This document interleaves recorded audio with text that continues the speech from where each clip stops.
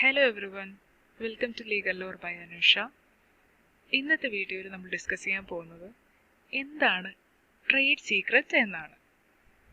Trade secret എന്ന് പറയുമ്പോൾ അതൊരു ബിസിനസ്സിൻ്റെ കോൺഫിഡൻഷ്യൽ ഇൻഫർമേഷനാണ്. അതായത് ഇപ്പം ഞാനൊരു ബിസിനസ് സ്റ്റാർട്ട് ചെയ്യുന്നുണ്ടെങ്കിൽ ആ ബിസിനസ് റണ്ണ് ചെയ്യാൻ വേണ്ടിയിട്ട് എൻ്റെ കയ്യിൽ കുറച്ച് കോൺഫിഡൻഷ്യൽ ആയിട്ടുള്ള ഇൻഫർമേഷൻസ് ഉണ്ടാവും. അതിനെയാണ് ബേസിക്കലി ട്രേഡ് സീക്രറ്റ് എന്ന് പറയുന്നത്. അത് വേറൊരാൾ ഉപയോഗിക്കുന്നതോ അല്ലെങ്കിൽ അവർക്ക് അറിവുള്ളതോ ആയിരിക്കില്ല. അത് മേ ബി ഒരു ഫോർമുല ആവാം, ചില പ്രാക്ടീസസ് ആവാം, പ്രോസസ്സുകളാവാം, ഡിസൈൻസ് ആവാം, ഇൻസ്ട്രുമെൻറ്റ്സ് ആവാം, ചില പാറ്റേൺസ് ആവാം, അല്ലെങ്കിൽ കുറേ ഇൻഫർമേഷൻ്റെ കമ്പൈലേഷൻസ് ആവാം.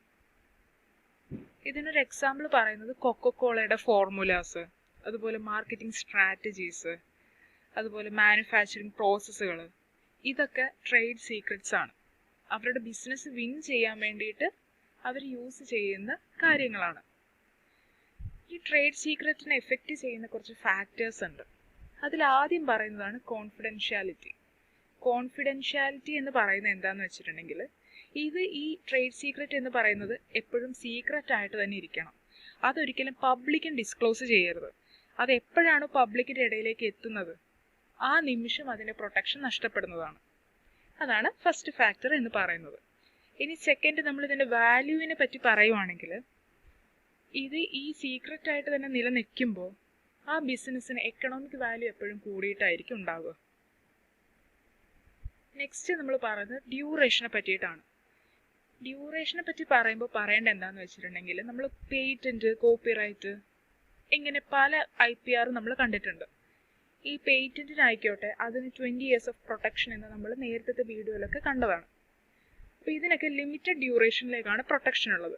പക്ഷെ ട്രേഡ് സീക്രറ്റിൻ്റെ കാര്യത്തിൽ എത്ര കാലത്തോളം ആ ഇൻഫർമേഷൻ കോൺഫിഡൻഷ്യലായിട്ട് നിലനിൽക്കുന്നോ അത്രയും കാലം അതിന് പ്രൊട്ടക്ഷൻ ഉണ്ട്.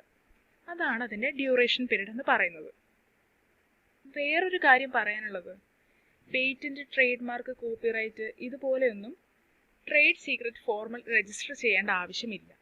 അങ്ങനെ ഒരു പ്രോസസ്സ് ചെയ്യേണ്ട ആവശ്യമില്ല. ഇത് സീക്രറ്റായിട്ട് നിലനിൽക്കുമ്പോൾ അതിന് ഓട്ടോമാറ്റിക്കലി പ്രൊട്ടക്ഷൻ ലഭിക്കുന്നതാണ്. നെക്സ്റ്റ് പറയുന്ന കാര്യം മിസ് അപ്രോപ്രിയേഷൻ ആണ്. ഇതിൽ പറയുന്നത് എന്താണെന്ന് വെച്ചിട്ടുണ്ടെങ്കിൽ, ഈ ട്രേഡ് സീക്രറ്റിൻ്റെ പ്രൊട്ടക്ഷൻ എപ്പോൾ നഷ്ടപ്പെടും എന്നാണ്.